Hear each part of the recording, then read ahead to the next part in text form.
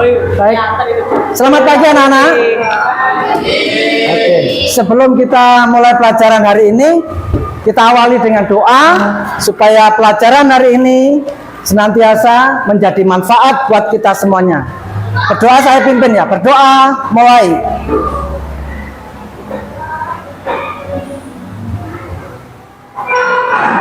Doa selesai.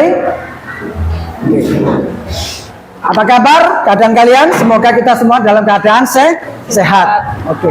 Sebelum kita mulai, kita akan ucapkan slogan kita. Semangat dan moto kita. Apa bahasamu? Bahasa Indonesia. Apa nafasmu? Bahasa Indonesia. Oke. Bahasa Indonesia adalah bahasa kita yang harus kita jaga, kita lestarikan, kita junjung. Oke. Hari ini kita akan belajar tentang narasi. Teks narasi. Oke. Baik. Apa itu narasi? Narasi adalah karangan atau karya tulisan yang berisi peristiwa secara urut. Jadi narasi, teks narasi itu mudah kita buatkan sesuai dengan pengalaman kita masing-masing. Nah, jenis-jenis narasi banyak. Ada narasi biografi, narasi informasi, narasi fiksi, narasi non-fiksi, maupun narasi imajinasi.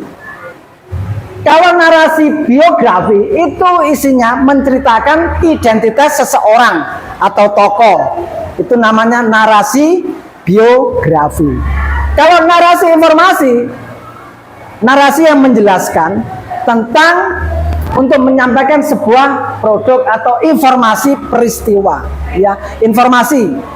Kalau narasi imajinasi yaitu teks yang isinya menceritakan tentang khayalan seseorang, imajinasi. Lalu narasi fiksi. Oke, apa itu narasi fiksi? Yaitu narasi yang isinya menceritakan peristiwa yang sebenarnya. Yang tidak sebenarnya. Oh ya, yang tidak sebenarnya, fiksi, bohong gitu ya, hoax, itu narasi yang fiksi. Tapi kalau narasi yang non fiksi itu adalah fiksi, narasi yang menceritakan peristiwa atau kejadian yang sebenarnya. Oke. Dari ini anak-anak sudah paham jenis-jenis narasi. Kita lanjut. Nah, apa sih tujuan kita belajar tentang teks narasi? Perhatikan, ini penting. Tujuan kita belajar teks narasi pertama, supaya kalian bisa memahami, mengerti untuk menulis teks narasi.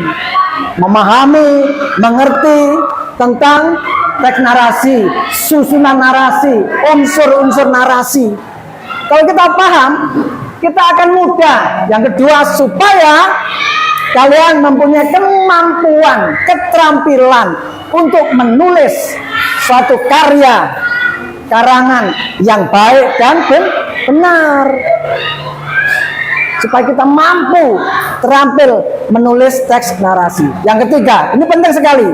Supaya kalian kelak sudah dewasa menjadi penulis teks narasi yang handal.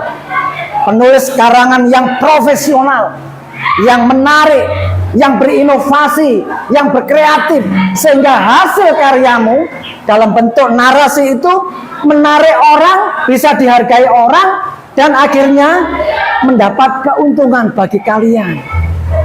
Bisa menjadi suatu profesi, pekerjaan. Begitu. Paham? Jadi tujuan kita hari ini supaya kalian mampu memahami susunan atau struktur teks narasi. Pertama itu harus menguasai apa itu susunannya, unsur-unsur narasinya. Kalau sudah kita menguasai, langkah kedua supaya kalian terampil, mampu menulis suatu narasi. Yang ketiga, supaya kelak kalian dewasa menjadi penulis yang profesional. Gitu. Oke, baik.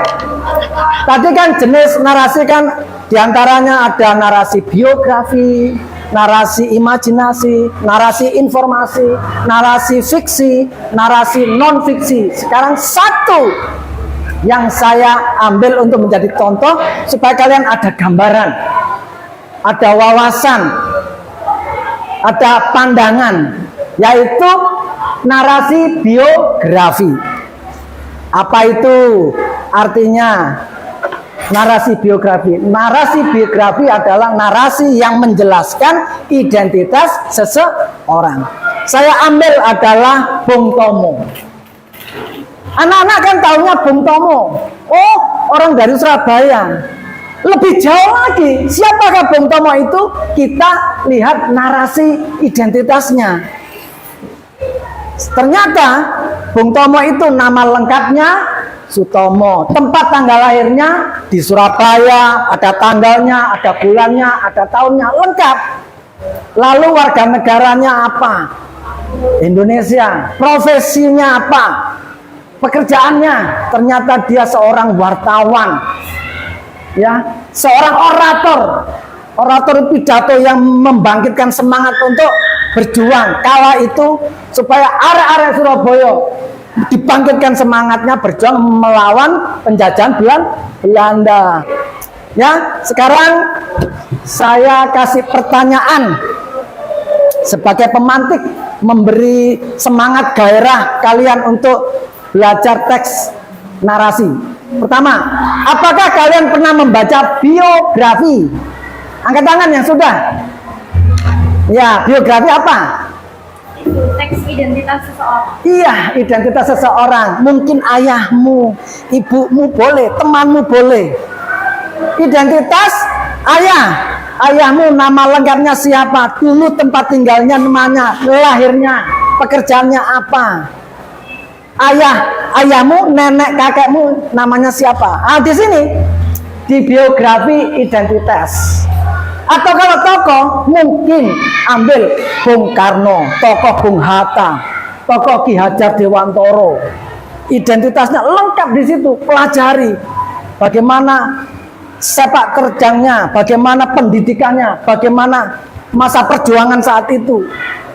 Kalau pahlawan apa kesukaannya? Pangeran Diponegoro boleh. Siapa lagi? Tokoh yang kamu idolakan, yang kamu sukai. Tokoh berjuang, Patimura, boleh. Nah, itu.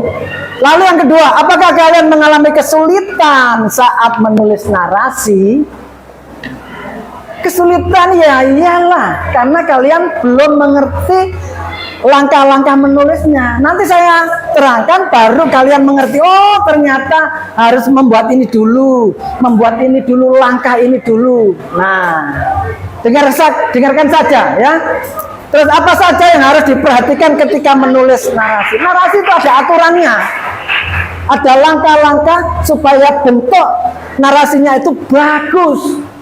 Ketika orang baca itu bisa masuk di dalam dunia isi cerita itu.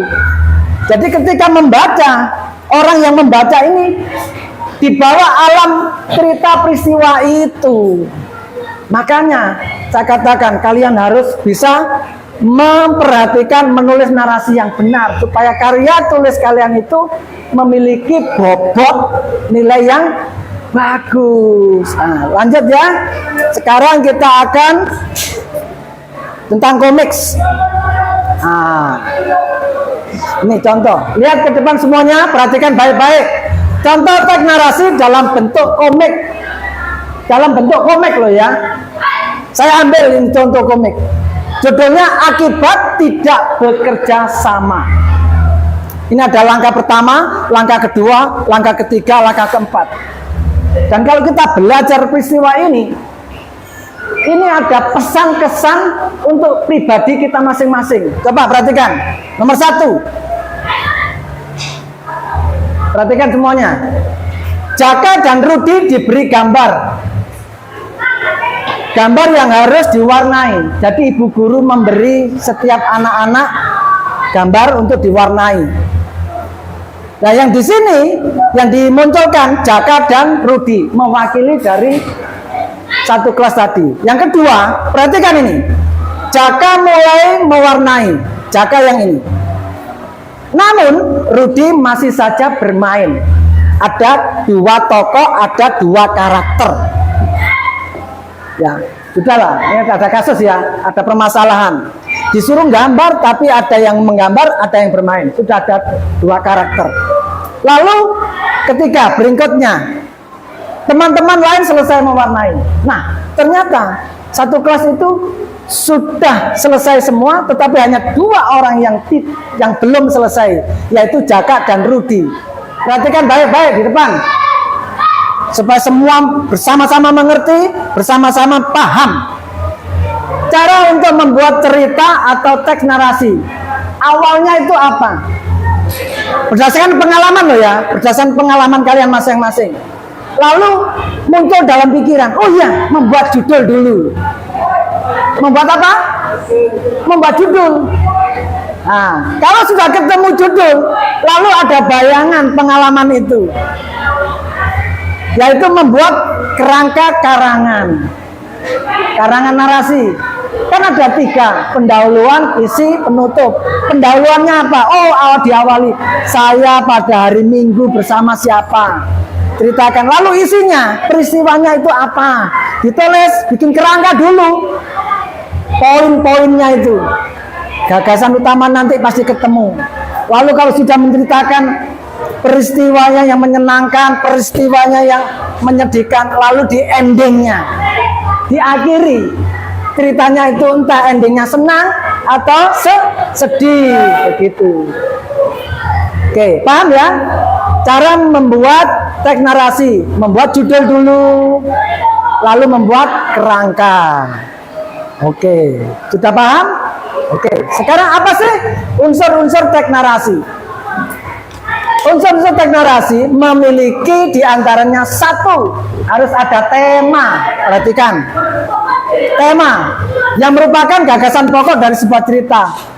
Memilih tema biasanya seperti pengalaman masing-masing, entah pengalaman keluarga, entah pengalaman pertemanan, entah pengalaman perpisahan. Ada nanti kalau kalian sudah lulus, itu pengalaman perpisahan dan sebagainya. Itu namanya tema.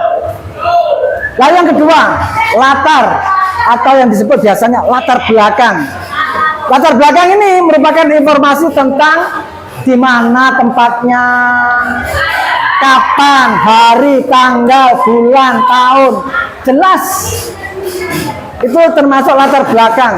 Waktunya dan peristiwanya apa, ya, suasananya apa, entah malam, entah sore, entah siang, ya.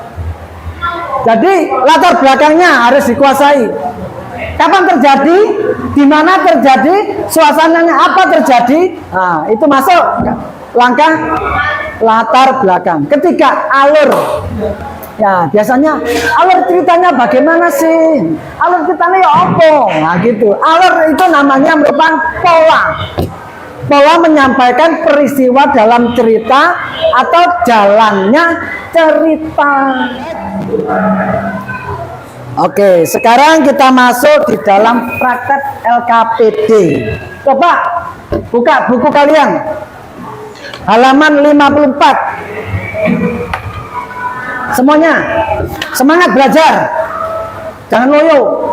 Semangat belajar, sungguh-sungguh belajar demi cita-cita kalian, demi masa depan kalian, supaya memiliki masa depan yang baik. 54, perhatikan masing-masing. Itu ada dua cerita tentang, ini judulnya Kue-Kue Mau, ya. Sekilas ini adalah sekolah sihir, ya, sekolah sihir di sini. Wah, ini bagus ceritanya. Karakternya ada 3 karakter, protagonis, antagonis, dan pritagonis. Ada tokohnya, ada namanya, peristiwanya di mana jelas. Yang kedua ini keberanian emas. Emas ini nama, bukan benda logam, bukan. Emas ini nama gadis. Ini ceritanya bagus ini, ya. Saya terangkan sebentar. Ini namanya emas, seorang gadis yang lahir tapi dalam perjanjian dengan raksasa. Kalau lahir dewasa akan diminta sama raksasa, tetapi emas nggak mau. Tapi apa yang terjadi? Ibunya itu berusaha solusi ya ke orang tua. Nah, orang tua membantu. Lalu apa yang terjadi? Diberi jalan keluar. Emas lari ke satu daerah, dikejar-kejar sama raksasa. Tetapi raksasa itu tidak bisa mengejarnya karena ada halangan. Asik. Coba sekarang silakan membaca. Perhatikan, dibaca dulu di buku paket, baru kamu bisa jawab. Perhatikan, dibaca dulu isi ceritanya.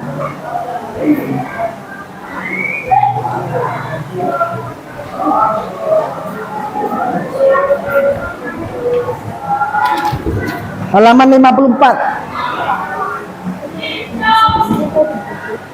Sini aja. Bolpen. Pensil bolpen boleh.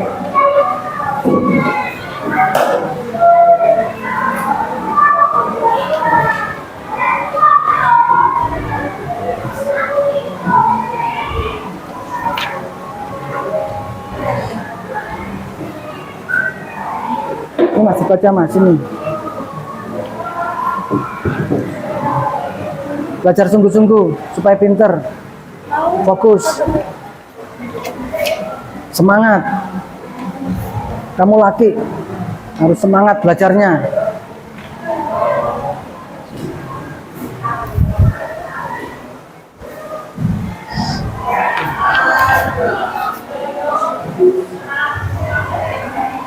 Ini sifatnya perorangan ya. Jawab sesuai dengan kemampuan pikiran kalian masing-masing. Setelah membaca, memahami, mengerti, lalu jawablah pertanyaan yang ada di LKPD perorangan.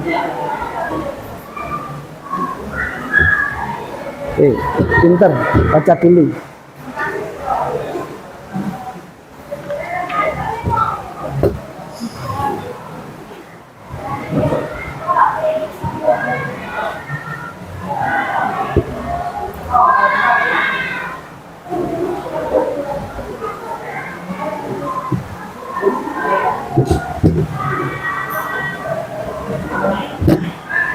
Belajar nulis yang rapi, tulisannya yang rapi.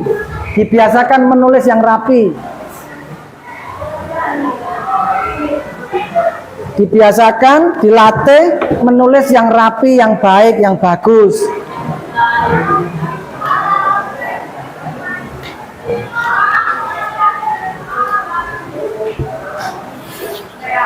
Ya.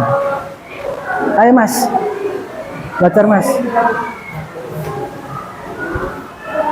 Bentar, dibaca dulu. Ya mat, halamannya 54.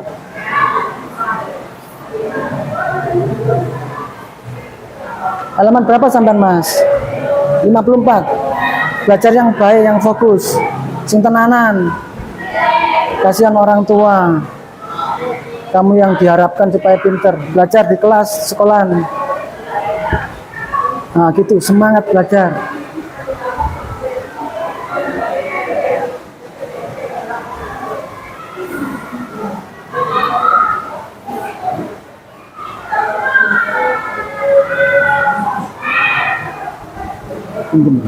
Pinjem.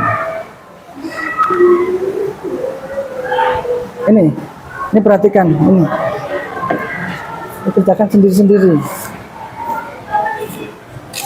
Ini mbak, ini, agak sini, itu sendiri. Nah, baca sendiri. Ini kerjakan sendiri.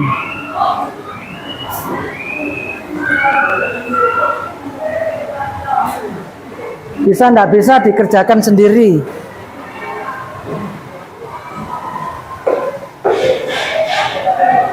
Pinter. Terlatih kalian mandiri. Pecahkan persoalannya secara pribadi supaya kalian menjadi pribadi yang mandiri. Oke, baik. Kumpulkan pinggir, nanti Pak Pur yang ambil. Lihat ke depan sekarang, kita lanjut. Oke. Pertanyaannya berikut begini. Sudahkah kalian membaca komik? Oke. Sudahkah kalian membaca komik? Sudahkah kalian membuat analisis tentang narasi komik? Nah, sekarang kita belajar komik. Nah, komik adalah satu cerita bergambar yang sifatnya mudah dipahami. Jadi komik itu, saya waktu masih SD SMP komiknya itu tebel-tebel bukunya. Nyewa waktu itu. Dan saya suka dengan gambarnya. Gambarnya bagus, terus ada kata-katanya, ada teksnya. Ya itu yang membuat saya itu suka membaca komik. Nah, jenis-jenis komik macam-macam anak-anak. Perhatikan. Ya, ada komik edukasi yang tujuannya untuk mendidik. Ada ceritanya, bentuknya sih komik. Tapi kalau kita baca, ujung-ujungnya, intinya, isi ceritanya itu membawa kita di dalam dunia pendidikan. Itu namanya komik edukasi. Ada namanya komik promosi. Ada. Apa itu maksudnya? Promosi untuk menjelaskan tentang barang dagangan, dipromosikan, dipamerkan gitu loh, supaya orang tertarik. Lalu ada komik wayang. Nah, kalian harus cinta dengan kebudayaan Indonesia. Wayang itu bagus sekali. Ada ceritanya perang Mahabharata. Wah, terus kisah Ramayana. Semakin kalian banyak membaca, wawasan kalian itu luas gitu loh. Kalau saya ngomong tentang Mahabharata, sampai anak-anak sudah bisa membayangkan, oh Mahabharata itu perangnya antara Kurawa dan Pandawa, begitu. Kalau Pak Pur menyampaikan Ramayana, kisah Ramayana, angan-angan kalian itu sudah ngerti, oh Ramayana itu soal apa? Soal asmara, kehidupan rumah tangga. Jadi begitu. Makanya sering banyak baca, banyak tahu, banyak ilmu, akhirnya kalian menjadi manusia yang profesional. Komik silat. Senang saya ini komik silat. Isinya berlaga. Kalau sekarang itu Naruto itu anak-anak. Itu namanya komik silat Naruto. Dragon Ball. Ah, itu komik. Nah, kalau saya cerita Naruto sama senang karena kalian sering melihat Naruto. Itu namanya komik silat. Sekarang lanjut. Sekarang kita masuk di dalam LKPD berkelompok. Oke. Mari sekarang tutup itu yang LKPD perorangan. Taruh di pinggir aja, di pinggir. Dibiasakan di pinggir rapi.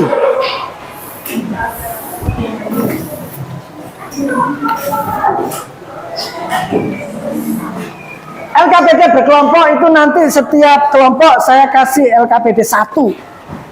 Kalian harus bisa berdiskusi, bergotong royong, saling bertanya aktif gitu. Mbak, duduk yang semangat Mbak, jangan loyo. Coba pinter, semangat, dibiasakan kalau belajar semangat. Tentukan judul yang sesuai dengan komik. Nah, komik dibaca dulu, ceritanya apa. Kalau sudah mengerti, memahami ceritanya, dirucutkan menjadi tema. Oh, ini temanya tentang kekeluargaan. Oh, ini tentang tata tertib sekolah. Ya, ceritanya dipahami dulu, lalu nanti dikerucutkan, dibuatlah judul. Sebutkan ada berapa tokoh dalam komik itu. Nah, ini nanti ceritanya. Setiap LKPD ada tokoh, ada ceritanya yang berbeda-beda. Lalu di pinggir sini sudah selesai waktunya. Belajar berkelompok sekarang. Sekarang berkelompok. Tujuannya kalian berkelompok itu membentuk karakter sampean ke pribadi. Kalian itu bisa bersosialisasi sama temannya, bergotong royong, berdiskusi. Ayo, ini sudah tutup. Kasihkan Pak Pur yang perorangan, nanti saya nilainya. Nggak apa-apa. Ya, nggak apa-apa. Sekarang belajar berkelompok, belajar berdiskusi, belajar musyawarah, memecahkan permasalahan. Oke, baik. Terima kasih anak-anak. Kalian sudah menunjukkan aktivitas, kreativitas, kerjasama, berdiskusi. Terima kasih. Ya, sudah menjawab dari LKPD perorangan. sudah bisa menjawab LKPD berkelompok. Melalui pelajaran teks narasi ini, sekali lagi kita mempunyai tujuan. Perhatikan baik-baik. Baca bareng-bareng. 1, 2, 3. Supaya kalian memahami. 2. Supaya kalian mempunyai kemampuan menulis teks narasi dengan baik dan benar. 3. Supaya kalian kelak menjadi penulis teks narasi yang profesional. Begitu. Oke, baik. Kita sudah mengerjakan dan kita akan mengakhiri pelajaran hari ini. Baik, saya ucapkan terima kasih. Kalian sudah menunjukkan aktivitas kegiatan belajar dengan baik. Lanjutkan dan teruskan belajar seperti ini, dipupuk semangat belajarnya, semangat membacanya, semangat menulis yang baik dan benar. Kayak tadi spasinya masih terlalu dekat, jadi tidak enak dibaca. Ya, mulai sekarang biasakan menulis dengan baik, tanda baca dengan benar. Pasti kalian menjadi anak-anak yang pinter. Wah, kalian mempunyai cita-cita akan tercapai cita-cita dan hidup kalian kelak di kemudian hari berguna bagi nusa dan bangsa. Ilmunya bisa berguna bagi banyak orang. Baik, saya ucapkan selamat siang, sampai ketemu minggu depan. Ya, kita belajar lagi. Kita sebelum berpisah kita berdoa dulu. Berdoa, mulai.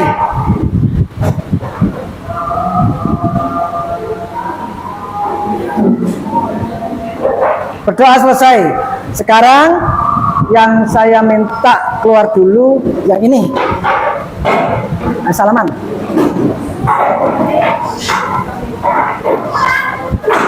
Oke. Rapikan mejanya, kursinya dirapikan. Kalian masuk rapi, kalian keluar rapi. Tidak usah bersuara. Yang ini, Mbak. LKPD-nya dari situ, nanti Pak Pur sendiri yang ambil. Oke, terima kasih. Hati-hati di jalan. Mbaknya ini. Rapikan mejanya, nggak usah bersuara, diangkat, jangan diseret. Terima kasih, terima kasih, terima kasih, terima kasih. Oke.